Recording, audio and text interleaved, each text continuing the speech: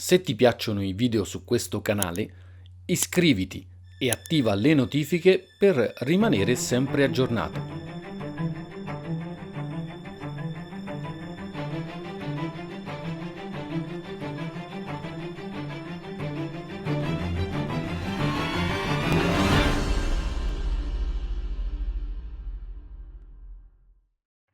Questo elegante bimotore, nato dalla penna del celebre progettista Celestino Rosatelli, non ebbe la fortuna di essere prodotto in grande serie, come successe ad altri velivoli contraddistinti dalla lettera R, ma l'avrebbe forse meritato. Certamente, all'epoca della sua concezione, nel 1936, era una macchina adeguata ai tempi, ma se fosse stato destinato sin da subito, senza indugi, alla ricognizione terrestre, il CR-25 avrebbe potuto dare buona prova di sé, essendo indubbiamente superiore ai vari aerei da osservazione del suo tempo. La conferma delle buone doti dell'aereo viene dal riconoscimento unanime degli equipaggi che lo impiegarono, che affrontarono la silenziosa, non appariscente, ma rischiosa attività di ricognizione e scorta ai convogli, con animo tranquillo, certi che la macchina non li avrebbe mai traditi. Difatti, caso unico nella storia della Regia Aeronautica, durante i 18 mesi di intenso impiego operativo, i CR-25 riportarono sempre a casa i loro equipaggi. L'aereo nacque nel 1936 come proposta della Fiat per un bombardiere leggero e veloce, dalle caratteristiche avanzate, impiegabile anche come ricognitore strategico, grazie soprattutto alle notevoli doti di velocità e alle buone capacità difensive.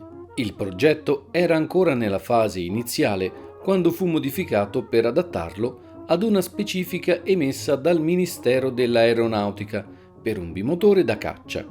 Al concorso, oltre la Fiat, parteciparono la Caproni, la Imam e la Breda con il suo BA-88, che si aggiudicò la commessa, anche se il CR-25 fu comunque giudicato positivamente. Dopo varie modifiche concordate tra l'azienda rappresentata da Rosatelli e il Ministero, veniva confermata la vocazione multiruolo del CR-25, che continuava però ufficialmente ad essere sviluppato come caccia da combattimento.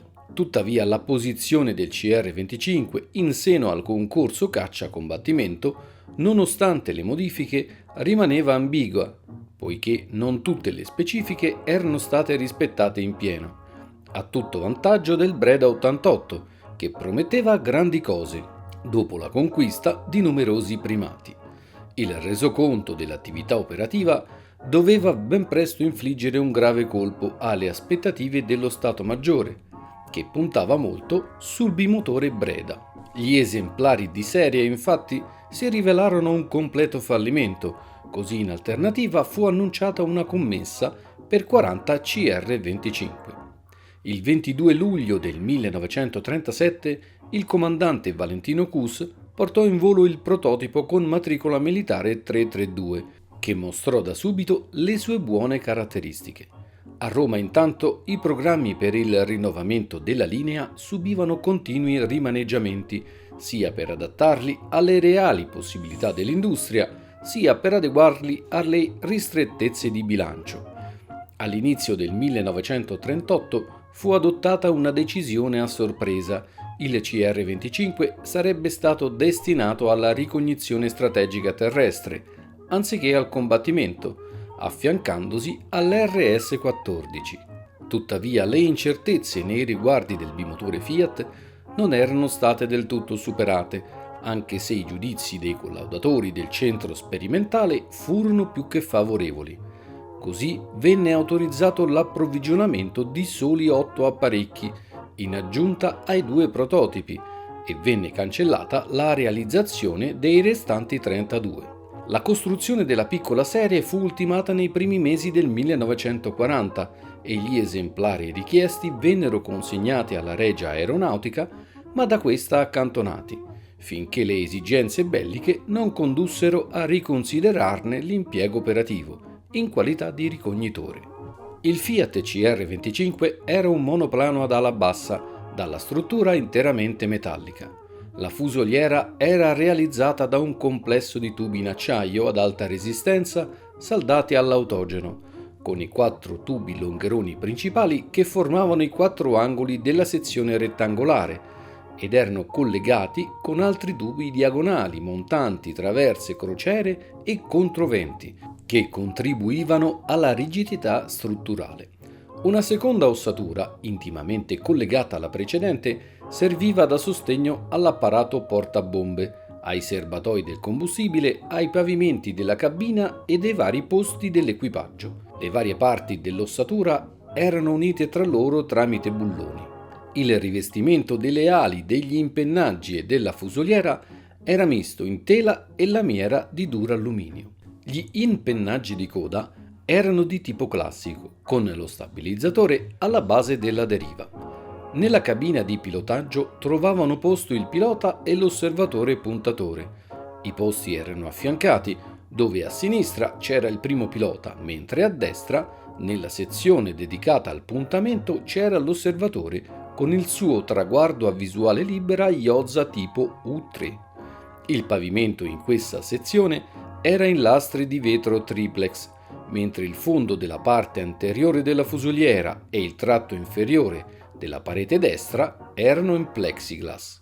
Dietro al posto di pilotaggio, nella parte anteriore del corridoio di fusoliera, era installato un doppio comando di fortuna in tandem, a bastone disinestabile, con lo schienale del seggiolino ribaltabile. Tuttavia, i comandi completi dei motori erano piazzati solo in corrispondenza del primo pilota. Alle spalle c'era il posto del radiotelegrafista con apparati ricetrasmittente e radiogoniometrici e una macchina fotografica planimetrica a pellicola tipo AGR90 o AGR61. I motori erano 2 Fiat A74 RC38, uno con senso di rotazione destrorso e l'altro sinistrorso, con compressore e riduttore da cui la sigla RC, ed erogavano una potenza di 840 cavalli a 2400 giri, alla quota normale di funzionamento di 3800 metri. Le eliche erano delle tripala metalliche in duralluminio, tipo Fiat Hamilton, con la variazione del passo automatica in volo, per un diametro di 3 metri. I serbatoi di combustibile erano 6, erano in lamiera di duralluminio chiodata con sistema di protezione contro il tiro per una capacità complessiva di 1600 litri di benzina, equivalente a circa 1150 kg. Il carrello d'atterraggio era di tipo triciclo posteriore. Gli elementi anteriori erano costituiti da una singola ruota e si ritraevano nella sezione posteriore delle gondole motori. L'armamento era composto nella parte anteriore da 2 mitragliatrici Breda Safat del calibro di 12,7 mm, fisse in caccia e ad alimentazione continua con relative scatole portanastri e raccogli bossoli. Una terza mitragliatrice da 12,7 era sistemata alle spalle della cabina in torretta Breda M2. L'aereo era inoltre dotato di una stiva per bombe per un carico massimo di 300 kg, con gli ordigni sistemati orizzontalmente. Tuttavia, tale possibilità non trovò praticamente utilizzo pratico nel corso del conflitto. Nel cielo della cabina di pilotaggio si trovava uno sportello apribile verso l'esterno per un agevole lancio con il paracadute in caso di emergenza. Posteriormente, sulla fiancata sinistra, esisteva una porta sganciabile in volo mediante comando, azionante lo sfilamento istantaneo dei perni delle cerniere. Sia i seggiolini dei piloti sia quello del radiotelegrafista erano muniti di schienale con le sedie per il paracadute. Il CR-25 aveva un'apertura alare di 16 metri, era lungo 13,56 ed era alto 3,30. La superficie alare complessiva era di 40 metri quadrati. Il peso a vuoto era di 4.475 kg. Il peso massimo al decollo era di 6.625 kg. La velocità massima era di 450 km/h a 4.000 metri. La tangenza era di 8.200 metri e l'autonomia era di 2.100 km. All'inizio del 1941 la Regia Aeronautica si trovò a far fronte a due esigenze impreviste. Da un lato gli idrovolanti, indispensabili nei compiti di ricerca e soccorso, potendo ammarare, non erano più adatti alla ricognizione strategica in aree presidiate dal nemico, data la loro scarsa velocità ed agilità, e ancor meno erano adatti al bombardamento marittimo. Dall'altro, i caccia basati a terra non potevano essere destinati alla difesa dei convogli navali diretti in Nord Africa, in quanto potevano incrociare sopra le navi solo per un tempo limitato, in ragione della loro autonomia insufficiente a tale missione. Pertanto i convogli stessi risultavano pressoché indifesi contro le incursioni nemiche. I 9 esemplari di CR-25 che giacevano ormai da un anno accantonati nel deposito a Cameri, con la loro lunga autonomia, agilità e alta velocità, vennero considerati adeguati per affrontare la situazione.